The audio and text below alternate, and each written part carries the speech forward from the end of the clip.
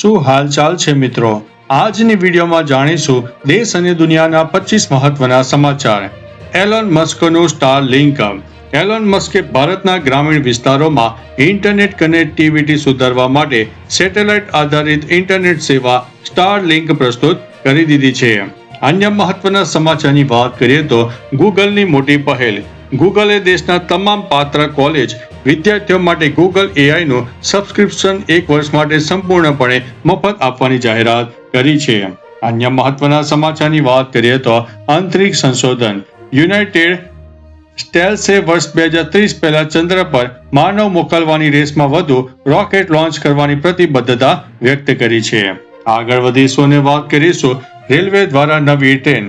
ભારતીય રેલવે મુસાફરોની વધતી માંગને ધ્યાનમાં રાખીને ભાગલપુરથી અમદાવાદ વચ્ચે નવી અમૃત ભારત એક્સપ્રેસ શરૂ કરી દીધી છે.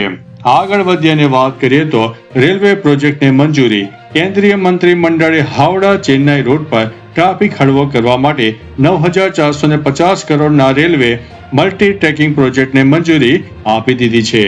અન્ય મહત્વના સમાચારની વાત કરીએ તો એનટીએ પરીક્ષા સુધારા. શિક્ષણ મંત્રાલયે નેશનલ ટેસ્ટિંગ એજન્સી એનટીએમાં મોટા ફેરફારો કરીને 600 નિષ્ણાતો બદલ્યા છે અને સુરક્ષા માટે CISF તૈનાત પણ કરી દીધી છે. અન્ય મહત્વના સમાચારની વાત કરીએ તો CRPFની પહેલ. સેન્ટ્રલ રિજનલ પોલીસ ફોર્સ એટલે કે CRPF દ્વારા જવાનોમાં અનેક કિસ્સાઓ અટકાવવા માટે માસિક સમીક્ષા કરતી ઉચ્ચ સ્તરીય સમિતિ બોલાવવામાં આવી હતી. અન્ય મહત્વના સમાચારની વાત કરીએ તો મુંબઈ યુનિવર્સિટીનો નવો નિયમ. મુંબઈ યુનિવર્સિટીએ સેમિસ્ટરની પરીક્ષાનું હોલ ટિકિટ ડાઉનલોડ કરવા માટે અપાર આઈડી ફરજિયાત બનાવ્યું છે. આગળ વધીને વાત કરીએ તો બિહાર સરકારની સોશિયલ મીડિયા યોજના. બિહાર સરકારે રાજ્ય સરકારની યોજનાઓનો પ્રચાર કરતા સોશિયલ મીડિયા ક્રિએટર્સને દર 1 લાખ વ્યૂ પર 10,000 રૂપિયા આપવાનો નિર્ણય લીધો છે. અન્ય મહત્વના સમાચારની વાત કરીએ તો મણિપુર શૈક્ષણિક સંસ્થાઓ બંધ. કાયદો અને વ્યવસ્થાશીલતાને ધ્યાનમાં રાખીને મણિપુરમાં શાળાઓ અને કોલેજો બંધ રાખવામાં આવી છે. આગળ વધીને વાત કરીએ તો દિલ્હી શિક્ષણ બોર્ડમાં રાહત. દિલ્હી સરકારે ધોરણ 9 અને 10ની પ્રમોશન પોલિસીમાંથી ત્રીજી ભાષા એટલે કે આર્ટથી પાસ કરવાની ફરજિયાત શરત હટાવી દીધી છે. આગળ વધ્યાને વાત કરીએ તો જહાજોનું અપહરણ. યમન અને સોમાલિયાના દરિયાકાંઠે સશસ્ત્ર લૂંટારુઓ દ્વારા 22 ભારતીય નાગરિકો સહિત 2 માલવાહક જહાજોનું અપહરણ કરવામાં આવ્યું છે. આગળ વધ્યાને વાત કરીએ તો અલાસ્કામાં વિમાન દુર્ઘટના. યુએસના અલાસ્કામાં રિમોટ રડાર સાઇટ પાસે એક ચાર્ટર પ્લેન ક્રેશ થવાથી તમામ 8 લોકોના મોત થયા છે.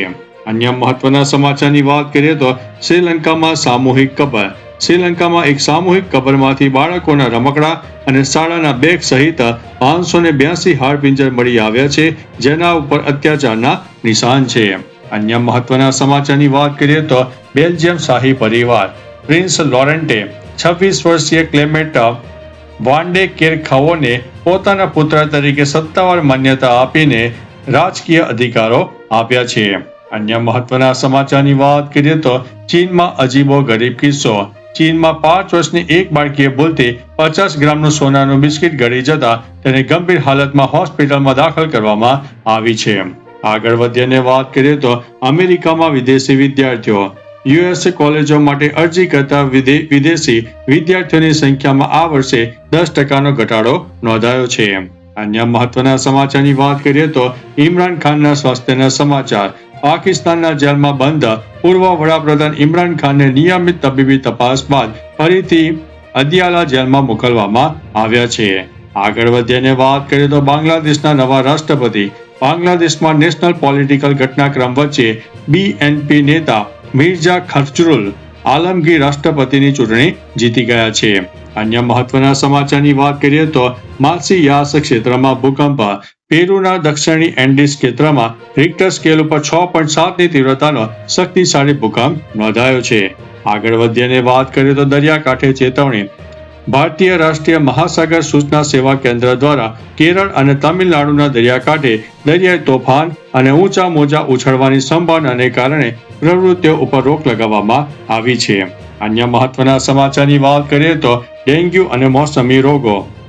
દેશના વિવિધ ભાગોમાં મોસમી ફેરફાર અને ચોમાસાને કારણે આરોગ્ય વિભાગ દ્વારા વાહકજન્ય રોગો સામે સતર્કતા વધારવા આદેશ આપવામાં આવ્યા છે. અન્ય મહત્વના સમાચારની વાત કરીએ તો બેન્કિંગ ક્ષેત્રમાં બદલાવ. નાણાં મંત્રાલયે યુવા પેઢી જેન ઝીની જરૂરિયાતો મુજબ બેન્કિંગ સેવાઓને વધુ સરળ, ડિજિટલ અને વ્યક્તિગત બનાવવા માટે બેંકોને અપીલ કરી છે. અન્ય મહત્વના સમાચારની વાત કરીએ તો પર્યાવરણ અને વન્ય જીવન. વૈજ્ઞાનિક સંશોધનમાં ખુલાસો થયો છે કે લેક સ્ટાર્જિયન માછલીનું આયુષ્ય 400 વર્ષથી વધુ હોઈ શકે છે. તો ચાલો મિત્રો, ફરીથી દેશ અને દુનિયાના સુપરફાસ્ટ સમાચાર લઈને મળતા રહીશો. ત્યાં સુધી અમને રજા આપશો. નમસ્તે.